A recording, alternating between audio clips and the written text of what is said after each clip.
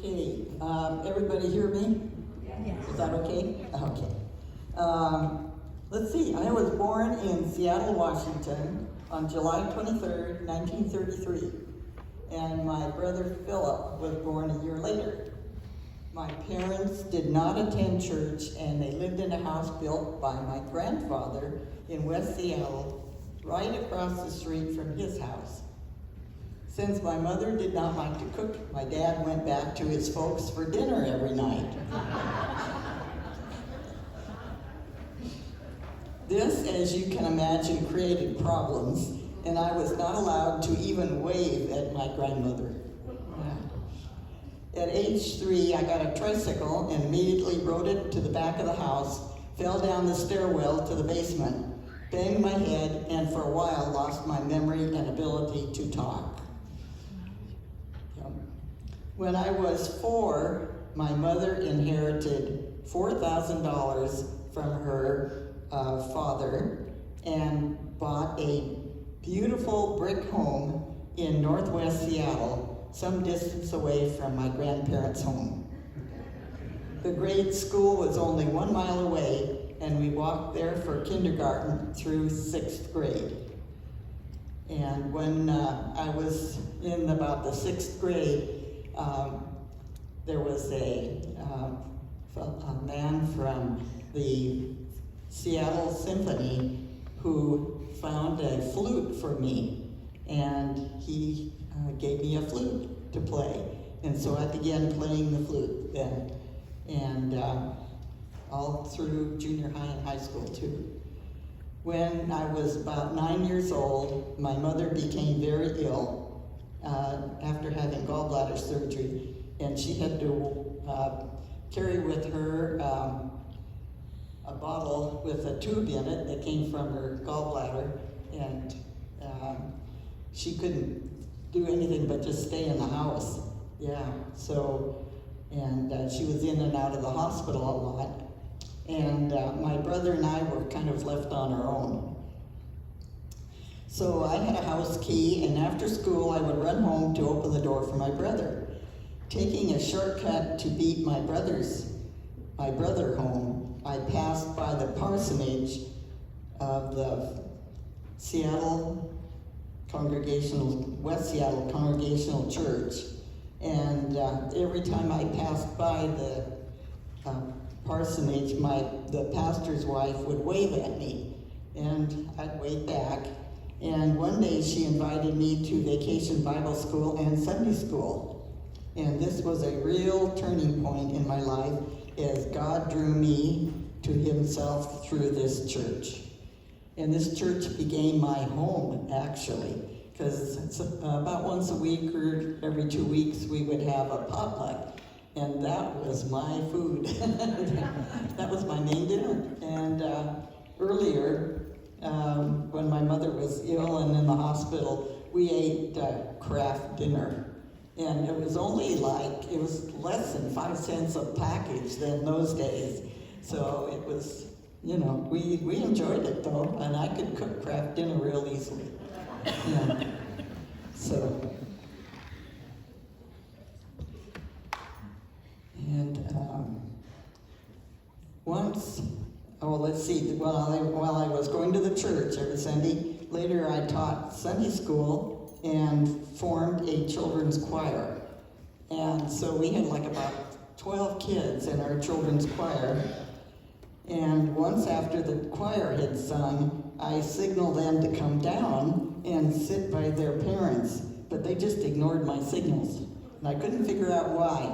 And later I learned that one of the boys had stuck his finger in the pews on the choir loft in the pencil holder, and so he couldn't get it out. So the choir stayed up there with him, and they had to break the pencil holder to release his finger. So, yeah. Let's see, when I was going to high school, I had several jobs that I attended, and I used to I delivered the West Seattle Herald paper, and I had to get up at 5 a.m. to do that. But I don't know if anybody nowadays would let their daughter up at 5 a.m. to walk around a big community and deliver papers. That would be very unusual. But it was safe, and I never had any problems. And also I worked in a grocery store a little bit, and also at a cafe. And that helped make money for, you know, the medical problems of my mother and things like that, and bought us groceries.